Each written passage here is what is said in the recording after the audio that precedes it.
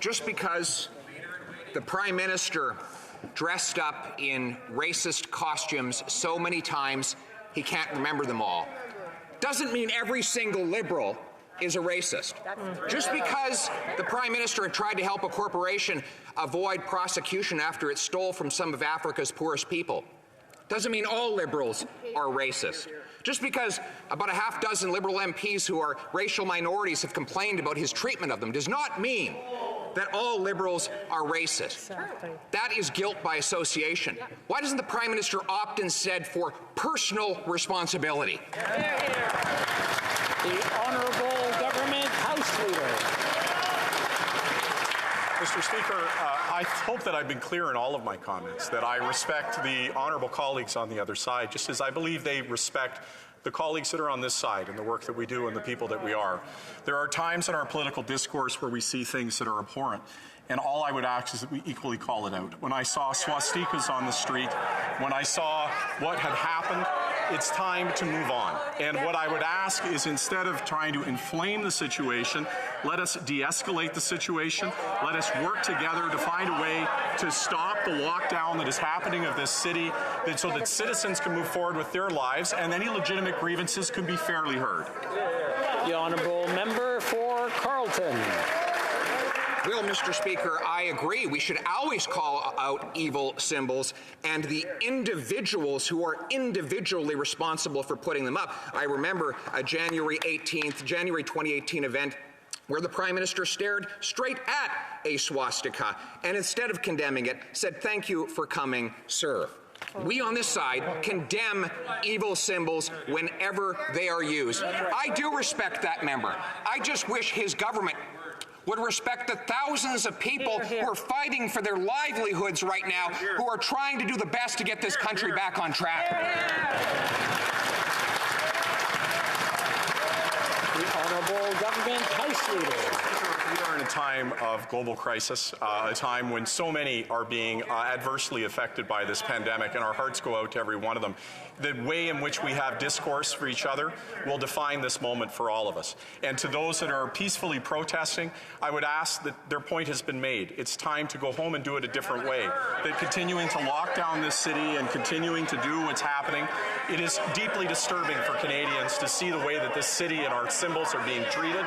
And I would ask the Conservatives to also join with us to ask that they go home, and let's do this responsibly. Let's have responsible dialogue. I respect the member opposite. Let's do this the right way. The Honourable Member for Carleton. Well, the problem is they've shown no respect for the people. This country right now is like a raw nerve, and the Prime Minister is jumping up and down on it again and again with his inflammatory rhetoric. We're talking about people who have 14-year-old kids that are suicidal after 2 years of lockdowns. I just spoke to a waitress whose business was wiped out by lockdowns. I'm talking to truckers who've been serving food on our plates throughout this, and these are the very people, honest, hardworking, shirt off your back type of people that this Prime Minister keeps attacking. The Honourable Government House Leader. We'll wait to start the time. Okay, very good. Please go. Mr. Speaker, again, I encourage the member to just think about, as he's talking about de-escalating and having civil discourse, his tone and how he's approaching this issue. This is a time that is incredibly delicate.